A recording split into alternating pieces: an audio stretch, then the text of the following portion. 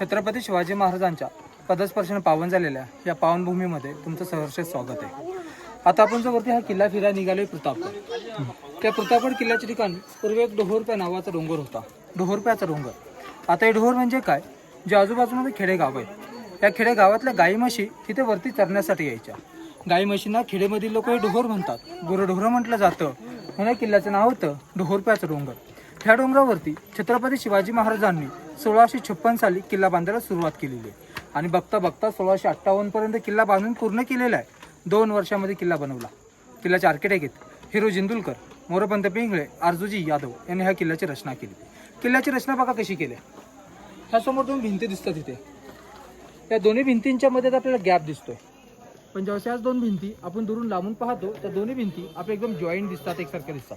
म्हणजे किल्ल्यावरती येण्या जाण्यासाठी रस्ता मार्ग कुठे हा समजून दिसून येत नाही अशा गेटची रचना केलेली आहे। किल्ला पूर्ण बनवून झाला। किल्ला पूर्ण बांधल्यानंतर 1 वर्षानंतर या ठिकाणी अफजल खान आला। अफजल खान हा विजापूरचा सरदार आहे। विजापूरमध्ये राज्य आदिलशहाचं। हा इलाका, हा परिसराला जावळीचं खोरं म्हणतात। जावळी आदिलशहाच्या ताब्यात होती। राजांनी जावळी जिंकून इकडे किल्ला बांधला तर विजापूरला आदिलशहा घाबरला की जिथे शिवाजी महाराज एवढ्या कमी वेळामध्ये जावळी जिंकून 2 वर्षामध्ये किल्ला बांधू शकतात, म्हणजे ते विजापूर कधी जिंकू शकतात। तर विजापूरच्या दरबारात विडा ठेवला, जो कोणी महाराजांना जिवंत किंवा मुर्दा पकडून घेऊन येणार आहे त्याला विजापूरचं अर्ध राज्य हे बक्षीस इनाम मिळणार। म्हणजे त्यावेळेस जावळी एवढी महत्त्वाची होती की आदिलशाह स्वतःचं अर्ध राज्य हे वाट्याने घालेला। आता आदिलशाहने इनामामध्ये स्वतःचं अर्ध राज्य लावले, तर कुठलाही सरदार हा विडा उचलण्यासाठी पुढे तयार झाला नाहीये। मग आदिलशाहची बडी बेगम खवळली, हातामधल्या बांगड्या काढल्या आणि सगळ्या सरदारांच्या पुढ्यामध्ये फेकल्या। त्या बांगड्या घालून दरबारामध्ये बसा। ह्या दरबारात बसलेले मर्द नसून सगळे नामर्द बसलेत। असं बोलल्यानंतर कोपऱ्यामध्ये बसलेला एक सरदार उठला आणि म्हटला की मैं लाऊंगा शिवाजी को जिंदया मुर्दा पकडकर। शिवाजी मेरी ताकद के सामने एक पहाडी चूहा है, असा बोलणारा हा अफजल खान होता। हे अफजल खानने विडा उचललाय, सोबत 60,000 फौज घेतली आणि राजांना पकडण्यासाठी मारण्यासाठी ह्या महाराजांच्या हिंदवी स्वराज्यामध्ये येतो। अफजल खान महाराष्ट्रामध्ये प्रवेश करतो, सर्वप्रथम तुळजापूरमध्ये। का महाराष्ट्र आणि कर्नाटक बॉर्डरवरती तुळजापूर आहे। अफजल खान आहे ना, तुळजापूर, पंढरपूर, शिखरशिंगणापूर मार्गे तो वाईपर्यंत येतो। जसं अफजल खान हा महाराष्ट्रामध्ये प्रवेश करतो, रस्त्यामध्ये हिंदूंची मंदिरं, देवस्थान सापडली, सगळी उद्ध्वस्त करायला लागला। या विचाराने जर आपण जनतेला त्रास दिला तर राजे जावळी सोडतील आणि आपल्याला भेटायला मैदानात येतील।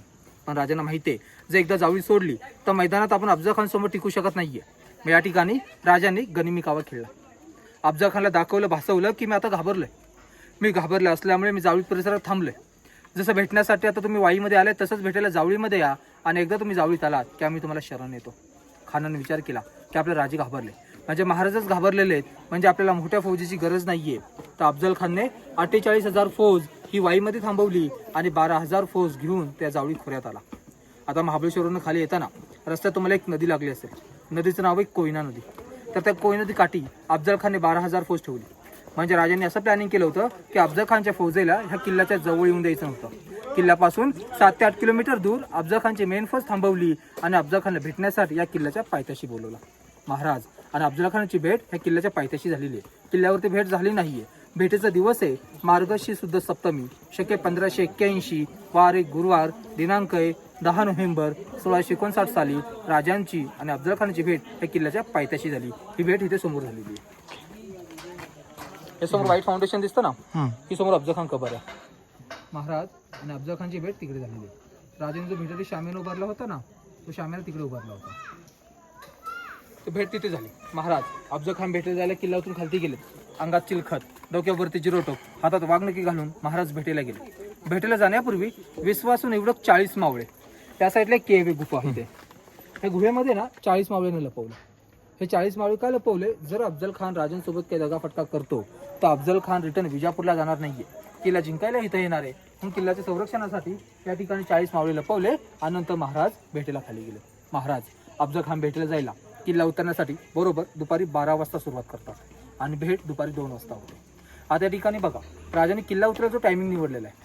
हा टायमिंग बरोबर दुपारी 12चा निवडलेला आहे। दुपारी 12चा टायमिंग म्हटलं ना की आपण जास्त बाहेर पडत नाही, पहा, कारण की 12 वाजता ऊन खूप कडक असतं। त्या ठिकाणी महाराज 12च्या आधी पण जाऊ शकत होते किंवा 12 नंतर पण गेले असते, पण राजांनी हा टायमिंग का निवडला। ज्यावेळेस राजे किल्ला उतरून खालती जातील, अफजल खान तिकडे, त्याची माणसं तिथे, त्याने विचार केला की आता राजे भेटायला येणार आहे, मग सोबत कोण कोण असतील, किती व्यक्ती असतील, हे जर खालूवरती पाहायचं म्हटलं ना त्यांना काही दिसत नाहीये, कारण की 12ला सूर्य डोक्याच्या वरती राहतो। त्यावेळेस खालून वरती पाहू ना सरळ सूर्याची किरण त्यांच्या डोळ्यावरती पडणार. पण ते सूर्यप्रकाशामध्ये अफजल खान त्याची माणसं खाली काय करतात ते किल्ल्यावरून सहज पाहता येईल, त्यासाठी राजांनी हा टायमिंग निवडला होता. 12 नंतर सूर्य हळूहळू येणार ते किल्ल्याच्या पाठीमागे जातो, म्हणजे सूर्यकिरण आहेत ना त्या दिशेने पडलेले असतात. मग त्या टायमिंगचं पाहता येतं की खाली काय चाललंय, त्यासाठी राजांनी हा टायमिंग निवडला. राजे अफजल खान भेटीसाठी शामेने प्रवेश करतात. अफजल खानची हाईट आहे 7.25 फूट, राजांची हाईट 5-5.5 फूट. महाराज हाईटला कमी आहेत, अफजल खान हाईटला जास्त आहे. अफजल खान राजांना आलिंगन घालतो की या राजा हमा भेटा. महाराज अफजल खानचं आलिंगन स्वीकारतात आणि अफजल खानला मिठी मारतात. अफजल खान या संधीचा फायदा उचलतोय. राजांची मान ही डावे बगलेमध्ये दाबतो आणि पाटणीवरती कटऱ्याचा हमला करतो. राजाने अंगात चिलकत घातलं होतं, राजे वाचले गेले.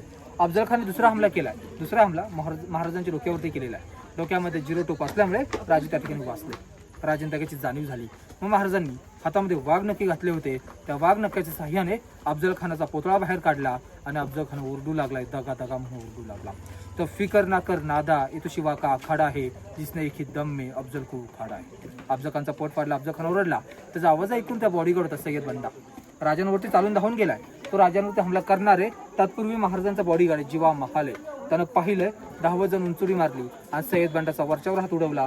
म्हण घडली होता जीवा म्हणून वाचला शिवा. ते प्रतापगड पायथ्याशी घडलेले आहे. अफजल खानला मारल्यानंतर राजांना मोठा विजय मिळाला, पराक्रम झाला, प्रताप झाला म्हणून किल्ल्याचं नाव प्रतापगड ठेवले. त्यातर आधी नाव होतं डोहरप्याचा डोंगर, नाव चेंज करून प्रतापगड केलेलं आहे. त्या किल्ल्याला डोहरप्याचा डोंगर, बोहरप्याचा डोंगर, जावळीचा किल्ला, रानरवा गौंड आणि प्रतापगड ह्या 5 नावांनी ओळखला जातो.